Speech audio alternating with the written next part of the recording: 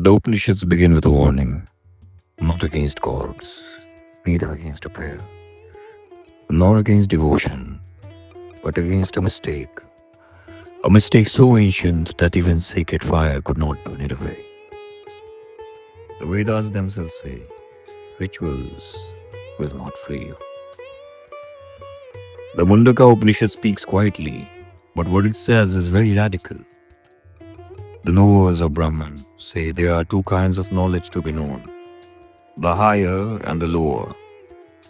Lower knowledge includes rituals, chants, sacrifices, ceremonies, and even mastery of the Vedas themselves.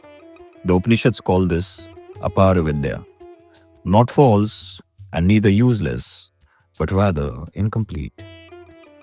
Then comes the higher knowledge, that by which the imperishable is known, not learned, neither performed, but rather realized. This is called Apara Vidya. The Upanishads do not mock rituals, they rather warn about attachment to them. Because rituals work in time.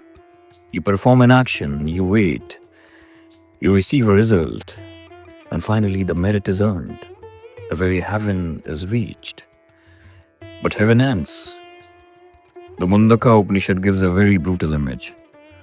Like blind men led by the blind, thinking that they know the path, circling endlessly and falling again to birth and death. Though the ritual worked, but rather you returned. And here is the very turning point. Rituals assume something, they assume a doer. I perform, I offer, I deserve. But the Upanishads ask a deeper question. Who is this I? If the self is eternal, unchanging, complete, what can action add to it? Liberation is not an event in time. So, no action, however sacred, can produce it. The fire sacrifices burn offerings like grain, ghee, mantras. The smoke rises. But the Upanishads whisper something more dangerous. Knowledge does not burn offerings. Knowledge rather burns the burner. It destroys the illusion of the doer. And when there is no doer, there is no bondage. That is why rituals stop at purification and knowledge goes beyond identity. The Upanishads never say, abandon rituals. They rather say, do not confuse the ladder of the sky. Rituals can prepare the mind, they can refine attention, they can calm desire, but they cannot reveal the real self, because the self is not reached, rather, it is remembered. And so the Mundaka Upanishad leaves you here, not with fire, neither with a chant, nor with a promise, but rather with a question.